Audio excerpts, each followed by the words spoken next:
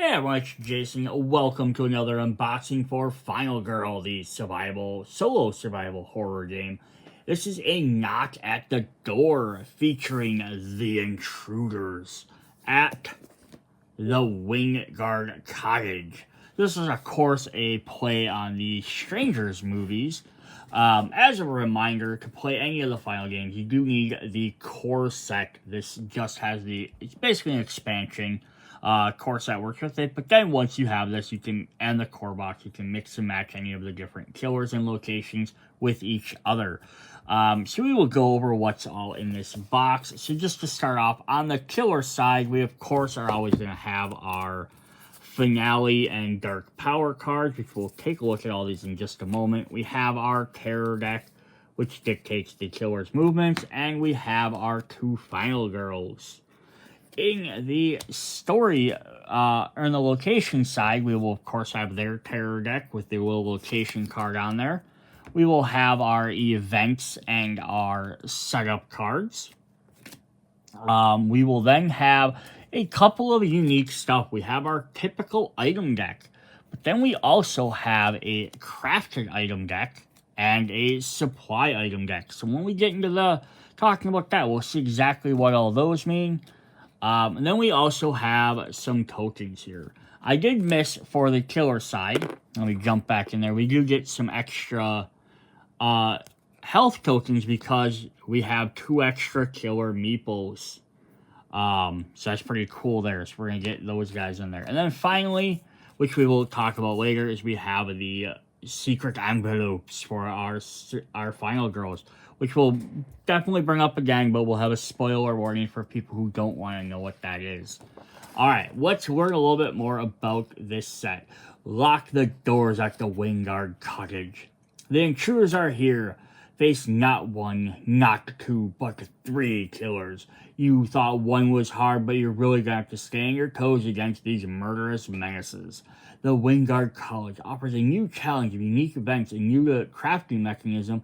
Lets you take ordinary items and turn them into epic weapons. Stick with that knife, or scrounge up some wood and nails and craft the obliterator. It'll be up to you just to make the call before it's too late. Very, very interesting. And then, like always, we're going to get our boards on here. We didn't look at those yet, but pop that out. We'll have our killer board on the one side, and if we pop the tray over to the other side, we will have the cottage, which we'll look at all these a little bit in depth here. So let's just take a look at our killers first. So they're going to have some interesting mechanics here. See if I can get this to maybe focus out a little bit farther. So we're going to have some typical stuff we're used to, but we're also going to have some new stuff. Alright, see if I can get that to focus. They have, up at the top, they have 3 horror and 6 health per killer. They have a red meeple, which is our regular killer. They have the gray meeple and the black meeple. So for each different one, so each going to have their own little health pool and their own health tokens. Very interesting there. So yeah, we get 1 extra killer label and 1 extra health. So not sure how that's gonna work when there's 2 guys or 2 extra guys, but I'm sure the rules will definitely explain it. Also, you can kind of vaguely see on here, it's gonna show which ones. We have like the deer mask here, we have the bag-headed guy here, and we have the masked one here. Now they actually do have names. Top of my head, I don't remember what they are. I don't even know if they list them in the rules at all. Anywhere, but they have them on the miniatures. So I'm just gonna jump in here quick because I want to see what the miniature names were. The miniatures do not come with this, but we have Trish, who's the goat mask or deer masked one. We have the bag-headed guy, whose name is Baghead. Makes sense, right? Then we have like the goblin mask, who is Zeke. Yeah, I've done a video with the miniatures. Again, miniatures are not required to play the game, but it's kind of neat that they gave them names. I'm sure if you get like the storybook, the lore books, they talk about them more. Alright, so then on their side here, so they have ones, twos, so they don't get too much movement, too powerful, but if it works for each one, it's gonna be crazy. You get your dark power bolt in the middle, that has some terror. It's gonna be interesting to see how they work. So let's go ahead and hop into their rules and a little bit of lore behind them. Alright, so we have, right here, we have the Intruders. Alright. The Intruders believe they are doing holy work, freeing souls from the pitiful existence in our world, one consumed by greed, ambition, lust, and jealousy. In their eyes, the rich, successful, and well-to-dos are the ones most suffering from the sinful ways of living. They feel it's up to them to relieve these people of their worldly burdens. I guess so. So they're not bad. They're just trying to relieve people better off than them of living because they feel like they're sinners. Gotcha. Nothing wrong with that, I guess. Alright. Special setup. Set up the game as noted the following changes when playing the Intruders. Place all 3 killer meeples, red, black, and gray, on the killer star location in the setup. Give each killer the starting health, including a final health token. Place the active killer token on Trish's red killer space. Oh, that's really good. Kind of mention that. The active killer token. Okay, so that's what this is going to be. This is going to be the active killer token. So then that way you can keep track of which killer is doing what at a time. So how is this going to work? The Intruders are a group of 3 killers, but at any given moment, only one is active when resolving a move, attack, or placing the killer. The active killer is identified by the active killer token. Changing the active killer. The active killer token will change throughout the game, sometimes even more than once in the same turn. There are 3 ways to change. When you attack with one of the killers, whether you damage or not, or use an item card to damage, the killer immediately becomes the active killer. Place the active killer token on the circle for that killer. When resolving the following action symbols on the active killer token will move accordingly. The killer ends up as now the active killer. Okay, so if it's like a red arrow, it moves it up. If it's a red arrow down, it moves it down. The killer is dead, it is skipped and is determining the active killer. Note, when moving the active killer token, the token will wrap around from the top to the bottom or the bottom to the top. For example, if the active killer is on the topmost space, you can move it up, it goes to the bottom. When the active killer is killed, move the active token to the topmost killer that is still alive. Okay. That's very simple and easy to understand. Additional rules and clarifications. Resolving all killer effects. Some cards will have an effect that all killers resolve. When this occurs, ignore the active killer token. By-star resolve effects topmost and moving down. Gotcha. It does not change. Panic. For the purpose of resolving panic, victim spaces with any killer, not just the active killer, will panic during the panic phase of the victim was killed that turn. Minor dark powers. The effects apply to all killers, not just the active killer. When damage applied to any killer, the minor dark powers apply the damage first applied to the minor dark power. Okay, it makes sense anyhow, because whenever you have a minor dark power, you gotta remove it from there first. So even though there's 3 killers, it's gonna take it off that first, and then they're gone, and then it goes back to damaging them normally. Intruder death and final health tokens. When one of these killers still has its black final health token, loses final health, there is still is one other killer on the board. The phase doesn't immediately end as it normally would. First play the dead killer on its side, then change the active killer, and finish the current phase. After the phase is done, check the dead killer's black final health. If the token is blank, the killer is truly dead and should be removed from the board. If the token has health, however, replenish the killer's health. Per normal rules, replacing the black final health token with a white one. You stand the meeple up. If that killer is still alive and ready to continue the terrorism. Although each killer has his own final health token, you only get the one bonus one to realize how many killers are down to their final health. Okay, cool. So they give you a white one there. But you can't gain 3 extra dice essentially. Interesting. Alright, so here we have a little example of active killer. So during the action phase, Guinea attacks Trish, the red meeple. The saw shotgun did 3 damage. Place the active killer on Trish's circular space. Now has 1 health left. At the start of the subsequent killer phase, the killer action is resolved. Trish attacks Guinea.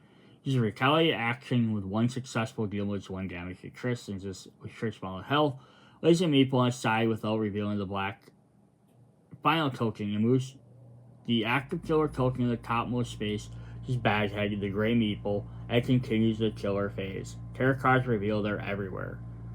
With the top killer action by badhead, activate the killer. Second killer action starts from moving the killer token up. Gets killer since Trish is possibly killed. The marker wraps strong up to Zeke, the black meeple. So they do mention who they are in here. Who resolves the rest of the second killer actions. The third killer action starts again by moving the action token up, move up to badhead, resolves the third killer action on the terror card. Once the terror card has been resolved, the killer phase is over. Trish's black final token is revealed to be blank. Trish is dead and the red meeple is removed from the board. Had Trish's black final token instead revealed health, Trish's red meeple would have been stood up and the amount of health would have been replenished per normal rules. Cool.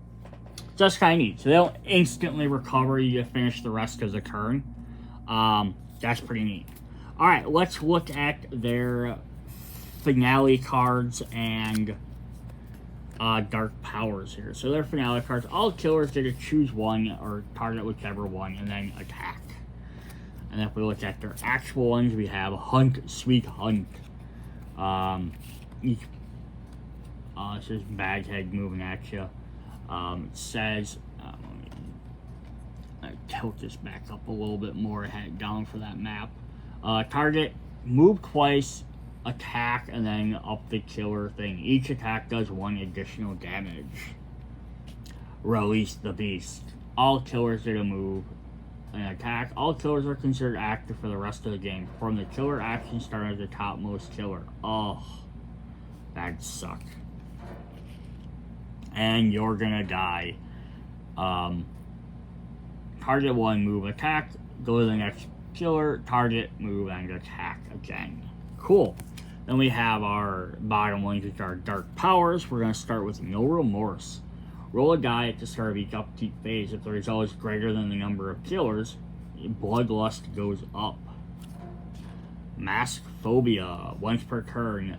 When a killer moves in your space, horror increases. You may not purchase focus while a killer is in your space. Strengthening numbers. Each attack does 1 additional damage for each other killer in the same or adjacent space. And then the epic one, if you like the game a little bit harder, Won't Stay Down. You'll have a hatchet in your back. When a killer dies, you may restore 2 normal health and a random black health token for that killer. Then remove this card from the game. Crazy. So they get 2 health, and they can potentially get up to another 3 health as well. Awesome. That's fun. Alright, then we have some terror cards. We have 2 copies of Why Are They Doing This to Us? If there is no victim on the board, discard, draw the next terror card. Otherwise, change the active killer, target a victim, move, attack, and then horror goes up. 2 copies of We're Not Gonna Make It Through the Night. Target 1, move, attack, and then change killer, target, move, attack, and horror goes up. 2 copies of It Was Wearing a Mask. So horror goes up if there are no victims drawing its terror card. Active goes down. Target a victim, move, and attack. We're All Gonna Die if there are no victims draw a terror card. Target a victim, move, attack, and then the next killer gets to target a victim, move, and attack. They're everywhere. Everyone gets to move and choose 1, move, and then attack. And then the active killer moves up 1. They get to target the final girl, move, and attack. And then it goes up to the next one. They get to find a victim and move towards them. Cool. 2 copies of They Will Hunt You. Place the active killer on your space, and they're going to target and attack you. That's not hunting. That's teleporting to you and stabbing you. That's not fair. The other next guy's going to try and attack you, or try and move you, then the third one's going to try and move you. That's a meeting card. 2 copies of it. There's blood everywhere. You can go to the next killer. Target 1, move, attack, and then up the horror.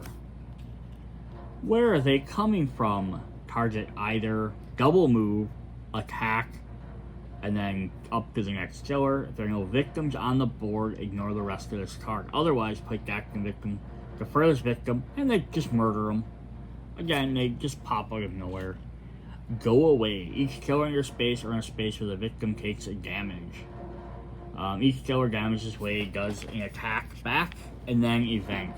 That's actually kind of neat, right? So they try and fight back so you can actually do some good damage to them.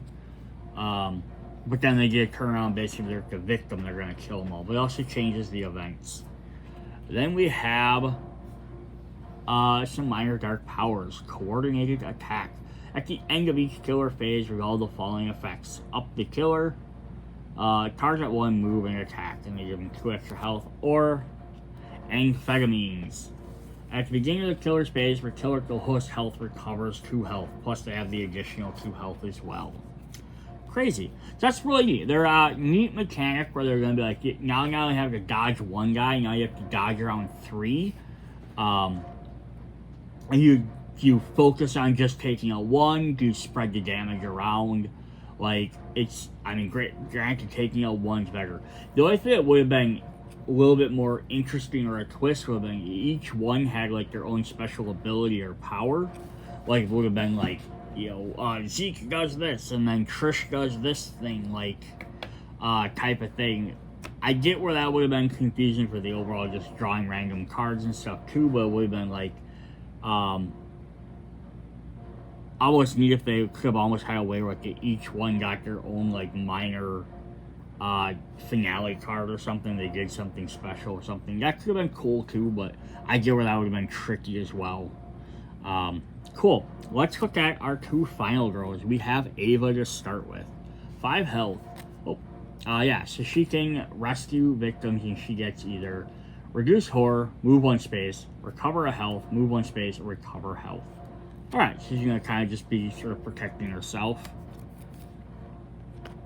Her ultimate ability is when making a horror roll, you may reroll all 1 results for each additional victim received. Save receiving additional minus horror. So hey, at least if you roll a 1 on the blank, you get to keep re-rolling them. Not always the best ability, because it's not going to be active all the time, but when it happens, you're going to be super happy for it. And then we have Janie, who can reduce horror up to time, take the guard reaction card, move 1 space, gain a health, or reduce horror. So a little bit all over the place. And then her ultimate ability is choose 2 of the following that will apply to the results resolving that action for the remainder of the game. Okay, so you get to choose 2 of these, and for each additional victim save, she gets up time. So move 1 space when resolving walk, resolve 1 extra health when doing short rest, 1 damage for weak attack, or -1 for focus. That's neat. So you get it, you kind of decide what you need. Do I have a good weapon? Maybe I don't need to worry about weak attack, but I don't have one. Having extra damage on weak attack could be very helpful. Same thing, if you need to move or you need more health. It would have been even neat if it was just choose 1 of those, but the fact you get to choose 2 is pretty interesting. It would have also been maybe a neat idea of like rescue 3 victims and then get 1 of these ability, and then you can do it a second time to get rescue 3 more to get the second one. That would have been kind of neat as well to get it a little bit earlier on. But hey, it's still pretty cool. Alright, let's jump over to our location. We're going to look at our Windgrade Cottage. So we're going to zoom our camera back out. I'm going to tip this down a little bit, just to get a little bit better. Alright, so this is interesting. So we have a boathouse, a shed, and a garage for our 3 item locations. They're going to have some various items listed in there. These are, I'm guessing, the supply items for crafting stuff. We have our 3 escapes on the outside corners. Otherwise, it's kind of neat, because it's like, here's the house that you have to be in, and here's like the grounds around it. Also noticing that the boathouse and the shed are off by themselves. And then outside of the We have the garage, the back driveway or exit here, and then we have the porch here. Otherwise, yeah, you can go around the entire outside, but then you have to hit one of those 3 areas. So if you're on this side of the board, it's hard to get back in. But once you're in the house, you have pretty good movement all around the entire house. Interesting. So we're gonna have some rules and stuff for that, I'm sure. Zoom our camera back down. Alright. Windgrade Cottage is a perfect getaway, nestled in the woods on the edge of the pristine lake. The cottage has been in the family for generations, although it's changed over the years, and it's still the same charming qualities when it was first built. Many special events and relaxing getaways have been hosted here. Unfortunately, there's also shared tragedies, horrible events that have plagued the family throughout the home's history. Best not to dwell in the past, though, for surely your stay will be peaceful and carefree. I bet it will be. Alright, special setup. As normal, following changes. Place the 4 supply item cards face up in the play area. Shuffle the crafted items together and deal of 4 face up cards in the play area. So there are, what? 1, 2, 3, 4, 5, 6, 7, 8, 9, 10 crafted items. You're only going to use 4 of them. Definitions: the house for all the following spaces: kitchen, bedrooms ×2, bathroom, family room, foyer, laundry room, and garage. Indoors move all spaces inside the house as well as the shed and the boathouse. Outdoors are all the rest. Okay, very explanatory. Supply items. Some of the spaces on the board have supply item symbols corresponding to specific type of supply: discarded tools, nails, rope, and wood. While you are one of these spaces, you may gain the corresponding supply item at the cost of time. You cannot do this while moving through the space. Place it on the backpack slot. When discarding item supply, it goes back to the player area available to be gained again. And then we have crafted items. Crafting allows you to gain available crafted items by discarding the item and or supply card listed on the crafted item, as well as losing the required amount of time. When crafted item card, place it either into the hand or the backpack slot. When discarding a crafted item, it goes back into the play area face up, available to be crafted again. When items with limited use are discarded to gain a crafted item card, those uses carry over to the crafted item. For example, a shotgun has one use left when it's discarded to craft a sawed-off shotgun. Will also have 1 use left. Same will apply for the trash can if discarded craft the porcupine. Okay, cool. So yeah, you're only gonna have 4 items.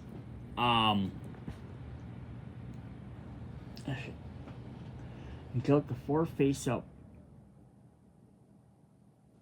cards to the players. So you're only gonna have 4 crafted items available each game. So that's kind of neat, because out of the 10 cards, that means you could play a couple different times and not always have the same group of cards every time. So that's very neat and interesting in itself. Alright, so before we hop into them, let's look at our basic stuff. We have our setup cards. To move our camera back down here a little bit. Special occasion. Oh, everyone's hanging out in the house, except you're out, at the lakefront. Killer's hanging out on the porch. Couples weekend. Ooh, everyone's paired up except for the one person in the garage and you outside. The grad party. A little bit of everyone everywhere. The fishing trip. Nice. Cool. And the dysfunctional family. Everyone's scattered. I always like these ones where everyone's scattered about. We have some event cards. Booby traps.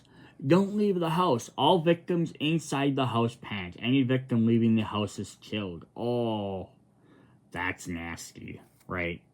I mean, depending on what room they're in, there's 1, 2, 3, 4 exits of the 6, 7 areas. So yeah, it's inside the house.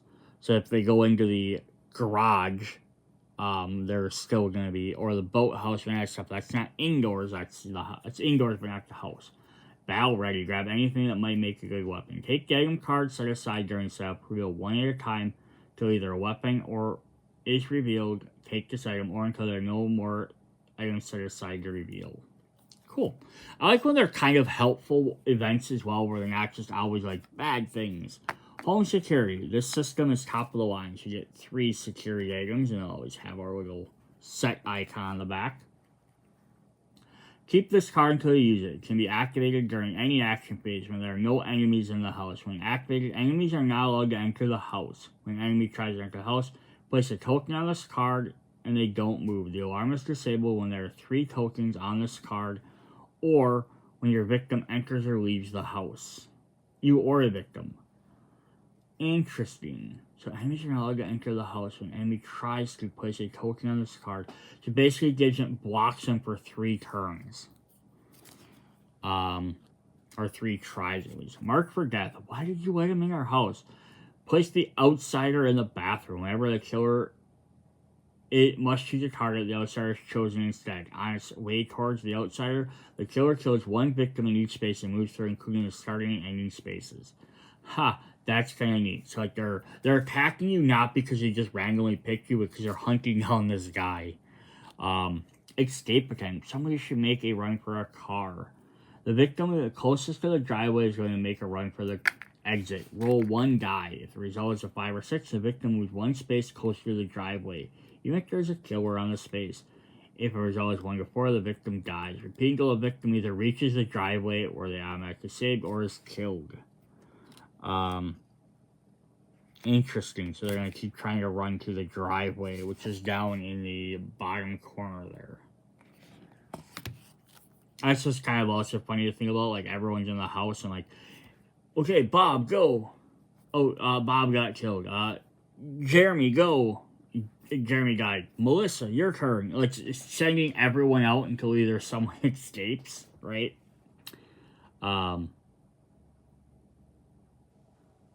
Yeah, repeat until the victim either reaches or is killed. So it only does it the one time. I just find it funny if it just happened. It says repeat until they either get there or killed. So if they have like 2 spaces, they might be fine. If they have to go 6 spaces, but my brain was like, what if you just kept sending people out? Getting resourceful. I went to the survivalist camp. Crafting requires 1 less time. Another way out. Where are the boat keys? Place the boat token in the lake and the neighbor and the family room. The neighbor has the keys to the boat. When the neighbor is on the lakefront, they and up to the 3 victims on that space may exit and be saved. Interesting. So instead of having to like just use the boat to travel, you gotta place the boat token down, and then everyone gets to try and escape. We have to get that guy all the way to the lakefront from the family room. So it's not too far away.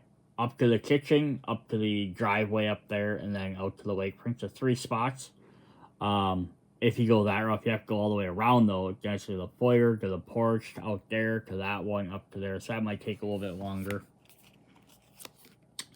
Loser boyfriend. This was all planned. The victim furthest from me is your boyfriend, who has been secretly helping the killer. The boyfriend cannot be targeted or killed by enemies, but you may attack and kill him. If you kill the boyfriend, -3 horror and do not increase bloodlust. Oh, that's neat. A different way to play with the special victims. The kick scooter. Got a little kick scooter there. Where do I get one of these? Place the kick scooter token on the outdoor space closest to you. When you are with the scooter, it moves with you, but it must be left the last outdoor space if you move indoors. Once per action phase, you may use the scooter to move up to 2 spaces if victims cannot follow you. Nice way for you to get around. And our last one is the brainstorming. They call me MacGyver when I was a kid. Shout out to anyone that knows who that still is. Randomly select 2 crafted items. Cards from the unused item craft are now available to craft. Nice, you get 2 extra options. That is fun. Alright, so usually in order, I always end up going the item cards next. We're going to jump in and look at the terror cards first, because the items have the cool crafted thing.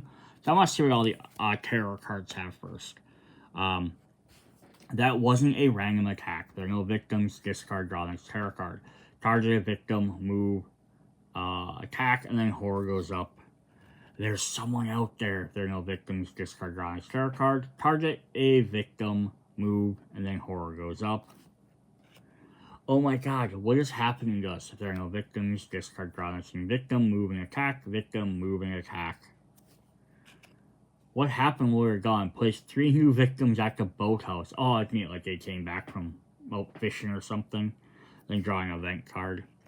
We were passing by and we thought we heard a scream. Place new victims on the porch. Yeah, just drove by and they're like, hey, we heard someone screaming. Let me see what's going on, and then get themselves killed. So gain a horror and then do an event. Is Tammy home? Place the killer at the porch. You're gonna gain a horror. They can't be here. You can't get in here, right? Place 2 new victims in each bedroom. And there are 2 bedrooms. It's 4 new guys. And gain a horror. And now get the hell out of my house. If you are not in the house, discard and draw an extra card. Otherwise, draw an event. Place the killer in your space. If a weak attack is in your hand, you may play and resolve it. Otherwise, they target and attack you. Interesting. That's kind of cool. So you're going to notice, though, with these, there's nothing that specifies the multiple killers, because, again, these are meant to be used with anybody. I also interested that none of these reference the crafting mechanic either, so it's kind of odd. Alright, then we're going to go ahead and look at our... We have our supply items. So these start face up. We have wood. Just the size I was looking for, you know, whatever random scrap piece you have. These for crafting, takes 1 time to pick up. Nails, I'm going to put these to good use.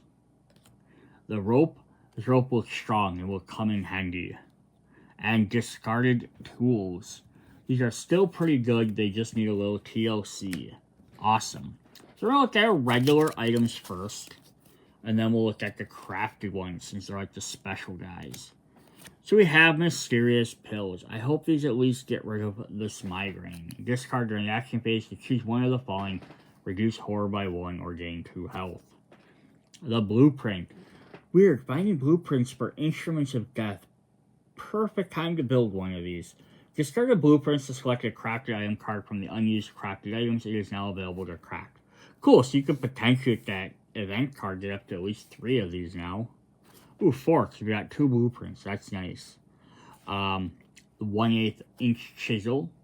I always wanted to make a wood carving, but I'll have to survive this burst. 0 range, 1 damage. Roll 1 die after use on 1 to 4. Discard the chisel. Okay, fair enough. Wooden baseball bat. I love the extra weight of the wooden bat. 0 damage, or 0 range, but does 1 damage. Double-handed, we got 2 of those. We got a shotgun. Now we're talking. 1 range, damage with an asterisk use 2 uses. If the shotgun cannot modify an action, must be spent without using one. Spend 1 time to make a horror roll. On a success, deal 3 damage to 1 enemy within range. Nice. That's pretty cool. Alright, then we have the knife, and we got 2 copies of the knives. Knives are so versatile, every camper should have one. Just 1 damage. So again, none of these are out there and super powerful because you have the crafted things. We have the first aid kit. It's just a flesh wound, I'll be okay. Every time you use an action card to recover health, recover an additional health. The trash can lid. This might be helpful. Good thing there's still metal cans up here. They still use metal cans up here. 3 uses, it lets you ignore damage. Oh, interesting. The blender, not just for milkshakes. 0 range, but it has 3 damage. Can only be used in the house. Discard after use. That's neat. So you can shove them in, shove the blender on them. Crazy. The fireplace poker. Never used one, but it has a pointy tip and a hook thingy. And I know where I'm going to jab those. I love that. Does 1 damage. The energy drink, not my favorite flavor, but it will do. Discard this during the action phase and choose one of the following. Gain 3 time or move 1 space. The lucky rabbit foot. I could use a little luck. During the action phase, discard to make a horror roll. For each success, choose one of the following. Gain 2 time, gain 1 health, remove a horror, or move 1 space. And then finally there we have the map. I must have left this for the renters. I can use this. Discard an action phase and search for each item deck. Go on the following. If the top card is face down, reveal it. If the top card is face up, you may remove it from the game and reveal the next card. Cool. Alright, then we're going to look at these specially crafted items. We have the nail bat. This is my kind of baseball. So it uses the wooden bat and nails in 2 times, but it does 2 damage. The spear. I feel so Amazonian holding this. 1 damage to a knife and wood 2 times. Whenever you damage an enemy, you may move them to an adjacent space. That's neat. Okay, cool. We're going to get some traps here. Got some wooden boards there. Nail trap. I hope these assholes are wearing flip-flops. Does 3 uses: wood, nails, and discarded tools. And 2 times. You may place nail trap token on your space once per space. During the action phase for 1 time. If an enemy enters the space, the nail trap, discard it, and you take 1 damage. Nice. Just set them up. We have the snare, which will have some snare icons as well, or tokens. 3 uses. The survival trainers coming in handy. Rope, wood, and 1 time. You place a snare in your space, one per space. During actions for 1 time. Enemy enters space, discard this, and no longer move till the end of turn. So, like, 1 stops them from moving, 1 does damage, but 1 also costs a little bit less to do. The Disemboweler. I hate to be on the receiving end of this. 2 damage at 0 range. Wooden bat, knife, and rope in 2 times. After applying damage to the targeted enemy, -4 for each other enemy on the same or adjacent space. Like, they saw you hit this guy, and they're like, oh, shit. The porcupine. Let's see them come at me now. Trash can lid and nails. 3 uses. Ignore damage and deal 1 damage to an enemy who attacked. The sawed-off shotgun. I can see why this weapon is illegal. Shotgun, discarded tools, and 2 times. Sawed-off shotgun cannot be modified. Action must be spent using 1 time. Deal 3 damage to the primary target and 2 damage to other enemies in the same space. Cool. So this is one of these ones where it's like, here in this mode where we're attacking 3 killers, if timed right, this could be a really great weapon. If you're using, like, with someone like Geppetto and his puppets, or the Ratchet Lady and her minions, again, multiple people, really great. If you're playing against Hans, who's by himself, there's no reason to really upgrade this versus the regular shotgun. Because there's only 1 guy. The nail gun. I hope this battery lasts. 0 to 1 range, 3 uses. Nails, discarded tools, and 2 time. At range 1, nail gun cannot modify an attack action and must be used without 1. Spend 1 to deal 1 damage. At 0 range, modifies the action card and adding 1 to the attack. Interesting. So that you can shoot it for 1 and deal 1 damage, or you can add 1 damage to an action. Neat. The spiked slingshot. It's all fun and games because someone loses an eye. Range 1, 3. Nails and rope. And 2 times. The spiked slingshot may only modify weak action and furious strike actions. Do not discard slingshot after 3 uses during action phase. You may discard nails to replenish all use. Neat. So you can go pick up the nails card and then keep discarding it. That's cool. And then the last one we have is the obliterator. This is going to hurt you more than it's going to hurt me. Wood, rope, discard tools, and nails. So all 4 of them. And 4 times. It does 3 damage. The obliterator may not be used to modify the reaction cards, and all movement is reduced by 1 to a minimum of 1. When used, receive 1 damage for each 1 in your final horror result. Awesome. So it's going to do lots of damage, but it's going to slow you way down, and you're going to take damage if you roll really bad. But at least it's something, right? Alright, yeah, so it's really cool. You crafted items make some interesting things. It makes you want to go towards the item areas more often to get certain things, to get better items. Otherwise, some people I know when they play, you're like, oh, I got the shotgun. I'm done. I'm done looking for anything else. Here, it might be worth picking up that or trying to find a better melee weapon.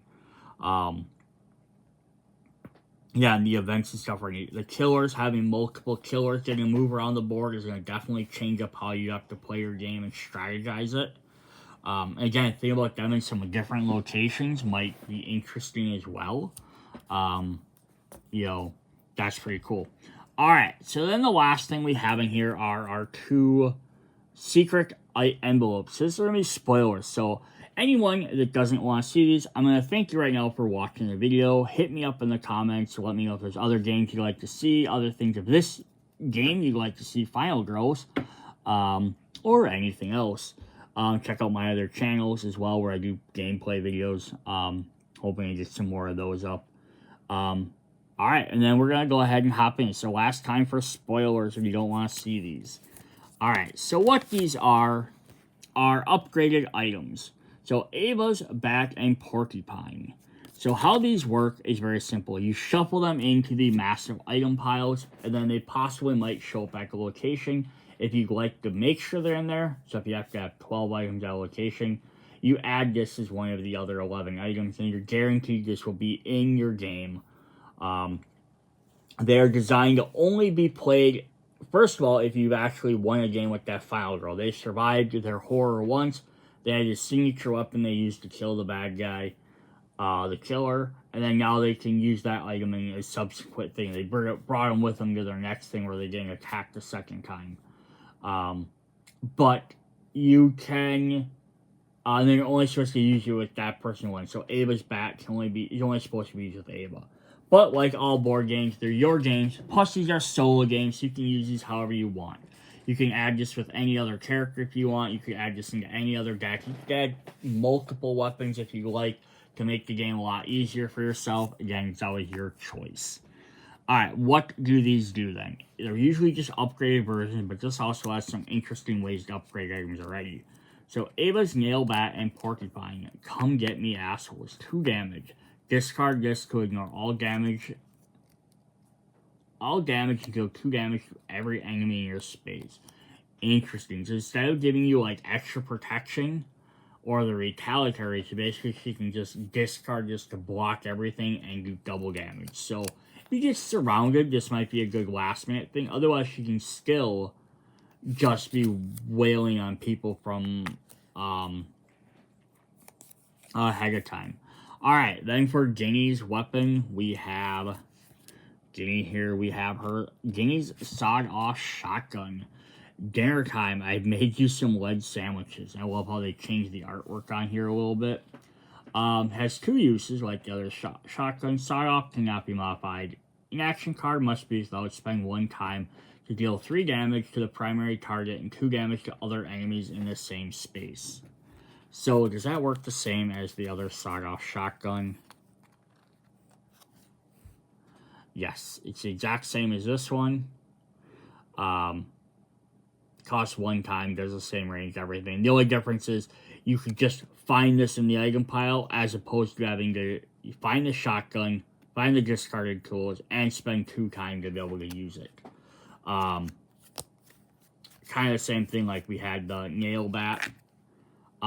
Here does 2 damage, right? And takes 2 hands. The regular Nail Bat also does it, but again, you have to have the wooden bat, the nails, and the 2 times. Whereas, if you're playing, like, specifically at this location with these characters, you wouldn't have to go find these items. But again, they're supposed to only be used with that one person specifically, but it's always your option to add them in, make the game a little bit easier. Hey, you could throw in, like, replace any item with an upgraded item from any different Final Girl, make your game a lot easier. If you're struggling, that's what you need to do to make the game better for you, go ahead and do it. Alright, that's what we have for this video for Final Girl. Hope you guys are enjoying these videos. Check out the rest if you haven't. Again, hit me up in the comments. Love to hear from you. See you guys later. Bye.